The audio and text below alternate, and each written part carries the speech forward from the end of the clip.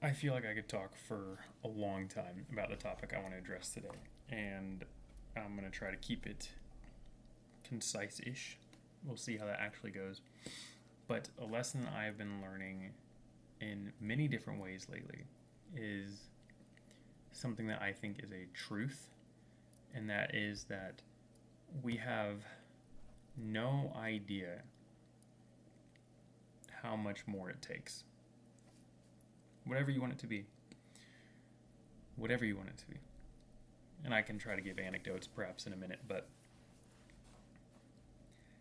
you want to be a good guitarist. Whatever you think it takes to do that, it's probably so much more than you think.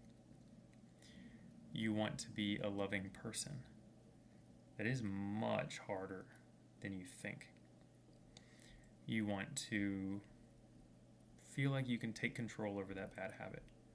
It is much more work than you think. And I think the difficult part is that this truth happens in two stages for a lot of people. And there might even be a third stage. I'm speaking from personal experience being in a lot of stage 2s right now. Stage 1 is you realize, oh shoot, this takes more work than I thought it did. And then you start to do it and, you figure it out. And, it's still a bit of a challenge, but you're getting there. And then you slip up on it. You're not doing as well as you were doing. Your growth stagnates and you're like, oh, it takes more than that. Got it. And I think a lot of people, and this is a depth issue, just to be clear, this isn't like people will say, no, I get it. And I can tell you right away.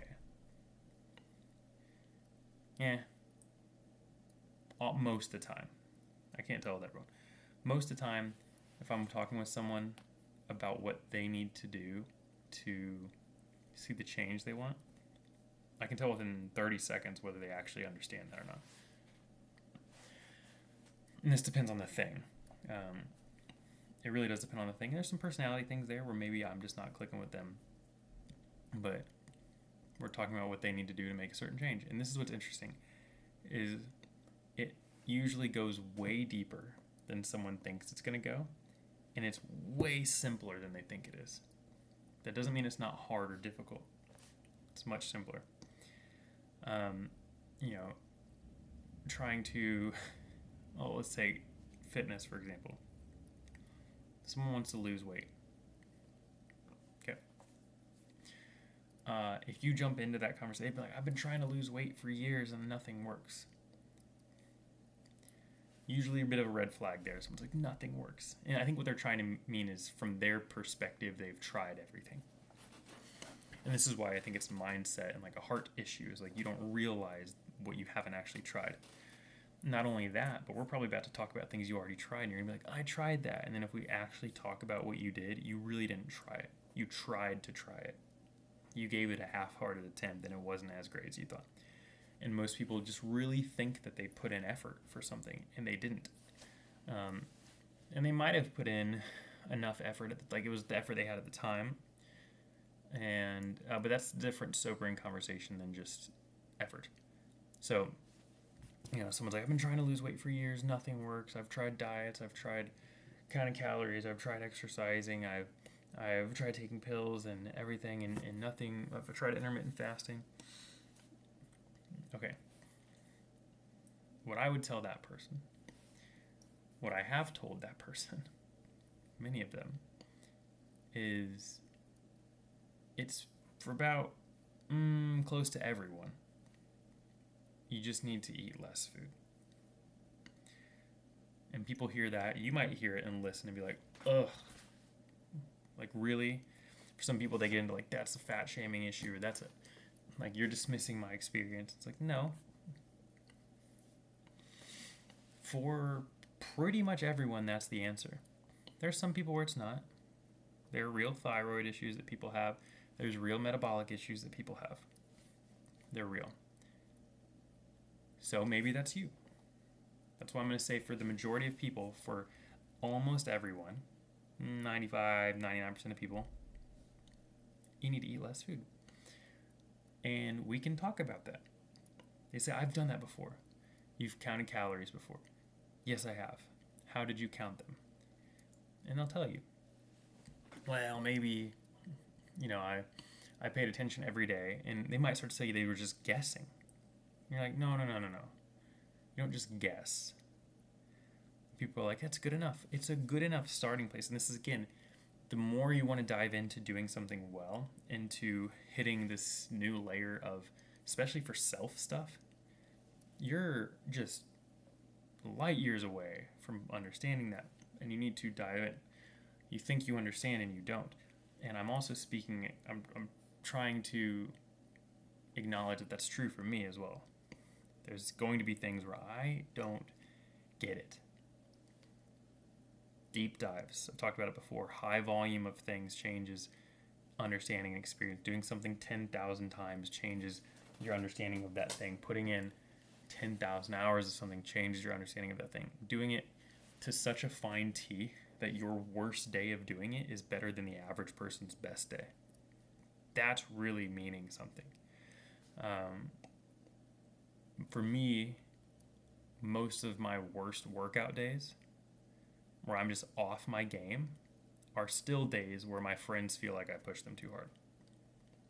Because of what I take in, and it's true with quite a few areas of my life. It's not true in every single thing I do, but there's also a lot of things that I choose not to do because I know I can't give them that full depth. And so for that person, did you use a calorie counting app? We have those now. They're like, no, I didn't do that. And it's like, well, what'd you do? And they just kept tracking their head. Good luck. You didn't count calories. How long did you do it? A couple weeks. You're like, you need to do it on an app explicitly for like a year, or at least 3 months to get a baseline. And they're like, every single thing, with exception to water and 0 calorie items. And that's not even considering micro and macronutrients if you're trying to make your body be a certain way with muscle or be a certain way with micronutrients. I push people to follow protein in a certain way. But, if you're just trying to lose fat, it's not a huge deal. But it helps a lot. So, people don't think about the mint that they take. They're like, it's only 5 calories. It's like, you don't get it. It's not only 5 calories. It's a mindset that you take into every single thing that you do regarding the food you eat. It's not only 5 calories. It's a corner you're cutting on purpose because for some reason you don't think it's important to do this right. And you wonder why you don't see the change you want. And that's not a shaming thing. The point of this for me, and I have to have this conversation with myself and with people, it's not about shame. It's about, you say you want a certain life. This is how you get that life. And then you say, well, I'm different. Maybe, but most people aren't different. So until you've proven that the thing that works for almost everyone doesn't work for you, that's the route. It is the route until we have an obvious alternative. We might learn that you are one of those people that you just won't lose that weight. But guess what? It's a win-win because you either lose the weight doing it the effective way, which is also the free way, or you realize, shoot, I have a legitimate medical issue, and then you can go get the medical attention, which will cost money, but you'll know without a shadow of a doubt that you did everything that you could have done, that the majority of people would do in that situation of need, and it didn't work. So you have more peace about spending the money and time on the more specific intervention, because you know you need it. That's what it comes down to. You track everything. You make a salad, you don't guess, you weigh the lettuce. People are like, that's crazy. No, you weigh it. And you see, was it 7 calories for that amount of lettuce or 12? And it feels silly, but you do that every single day. And the 5, 10, 20 calories that you, about here, about there, they add up. And they add up both ways. We're trying to gain weight too. But the bigger issue is people often trying to lose weight. But there's a lot of people out there trying to gain weight, and they're saying, I'm eating constantly, and they're not counting calories. Feeling full is not the same as eating enough. Feeling hungry is not the same as eating too little. Come on. Count the calories. And then people just won't do it. And then they'll be like, I want this thing. It's like, you You don't want it. You want something else more. And that's okay. But you got to be honest with yourself. And I think the big issue is so many people sit in this stage of dishonesty. And they just lie to themselves. And there is a place where you can say, I want this thing. I want to lose the weight. But I struggle with also wanting to eat and not put in the effort. That's also honesty. And you can work with that kind of honesty. Because that's saying I have a split desire. I'm dual-minded in this. And I need help breaking out of one of them. And you might sit there for a couple years with that struggle. But eventually something's going to happen where you realize the route that you want to take. And I think for a lot of people, they hit a point where they're like, I feel unhealthy and I hate it. And they make the change. And not everything's like that. I mean, think about the musician. It's like they say, I want to be great, and then they don't put in the effort. Okay, this is what it looks like to hit that greatness level. And frankly, most people shouldn't do that. Most people shouldn't be the greatest guitar player in the world. Most people shouldn't be the greatest dancer in the world. That's a lot. And frankly, a lot of those people don't have happy family lives. You have to give up a lot. It's not worth it always to be the greatest at this. But if you say I have a certain goal, if your goal is just to lose weight and get to a certain weight, that's doable. Family or not, like that's not like you don't have to give up everything for that. You just have to give up small things. And then maybe from there you're like, I want to put on a lot of muscle. Okay, we're going to start getting into extra things because now you're going to have to get your sleep on track. More than just your calories, you're going to have to be very mindful of your protein. And it would be wise to be mindful of fat and carbs as well. The intensity of your workouts. It was a big deal for me when I was doing workout training with a personal trainer for the first time in my life. And I guess it was the first stint of time and technically my second trainer in that stint. And I'm like, hey, I think I'm hitting my plateau on this movement. I've always struggled with bench press. And I'm like, I'm hitting my max here. And if I remember right, he just kind of gave me a look. I was like, he's like, I don't think you're even close to your plateau. And what we realized is my mind was thinking we were done. And my body was just going, all right. My body had a lot more in me. And so that's something to be mindful of too. Is now at the gym, you think you're bringing it and you're just not. And this is something now, if you do a workout with me and say, Ryan, I would like your input throughout this whole process. For most people, they're going to kind of see me roll my eyes at them and be like, what are you doing? More. We're doing more. And they're like, I'm at my limit. No, you're not. For most people, I can get a couple more reps out of them. Because they're not at their limit, right? You want to quit. And that's very different. It's very different than being at your limit. Doing, 7 reps on a bench press and being like, that's it. If I watch you a couple rounds of that, I'll tell you if it's it. And you might be like, no, it really is it. Okay, then I'm spotting you. And if you fail it, I'm going to catch it. Prove to me that that's it by not being able to do another one. And usually they're going to finish out the last 3 and get their 10. Because they're not testing it to failure. And I get there's safety concerns there too. I'm not crazy. I'm a safe gym goer. But you're not pushing yourself. Come on. So, it's true of everything. We have no idea how short we're falling of everything we want to do. And it's a constant reminder of do less better. Spend the time on the thing. The amazing things that you see in the world have so much more happening behind the scenes than you think. I love, and I don't know who says this quote, there's multiple people, but I think there's multiple people that have said a version of this quote, so I'm just going to offer it. But it essentially goes, people want the results, not the process. And man, is that true of so much. People want the body without putting in the work. People want the money without the effort.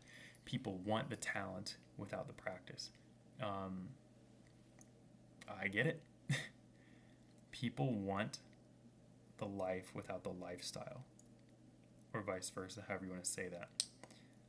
You look at billionaires or millionaires even, be like, oh, I'd love to have that much money. Well, the ones who didn't inherit it, there's low chance you want to do what they did for it.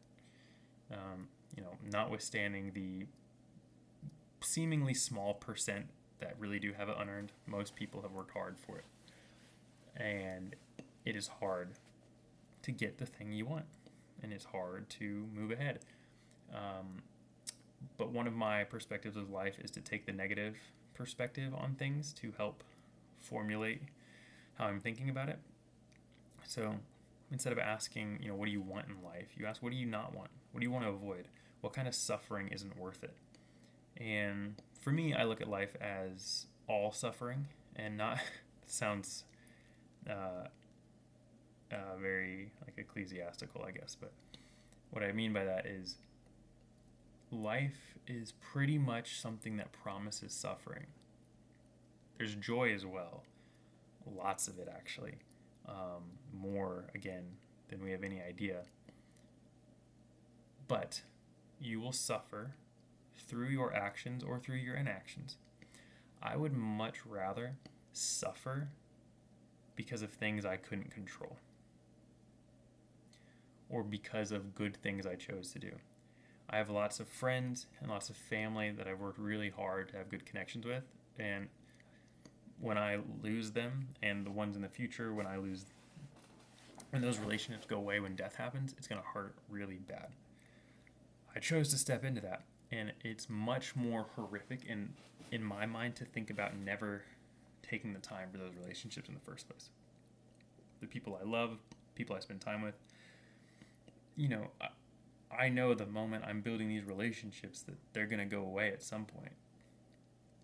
It's really hard to do, and it's sad, and it's grief-inducing. And a life without them is, or I should put it this way, a life without ever entering into a relationship with them is a worse thought in my mind. The opportunity of joy is worth the risk of loss. Same with me getting married. Eventually the chances of, me or my wife dying first is almost guaranteed. And generally speaking, when you both die at the same time, it is not a story that everyone else enjoys recalling. And so, you know that going in. You know that someone is going to suffer in the end. But you say, absolutely yes, because what other option makes more joyful sense? Isn't that interesting? By getting married, you guarantee suffering. And the chances it's one of you that's going to suffer the most. If you both die at the same time, it's everyone else saying how tragic. But someone's going to suffer. And in a good scenario, there's not a single person that isn't through the moon that it's happening. Not a single moment where I'm like, this is a bad decision. I have a lot of joy in my marriage. I think it's a very interesting thing, and it's a lot of choices I make. This thing that I'm stepping into, it's going to have moments that are so hard, but man, is there no other option except going forward because of all the joy that's going to come from it. It's cool. So, there's joy in your weight loss. There's joy in your maturity. There's joy in your healing journey. And there's joy in your craft and your skill.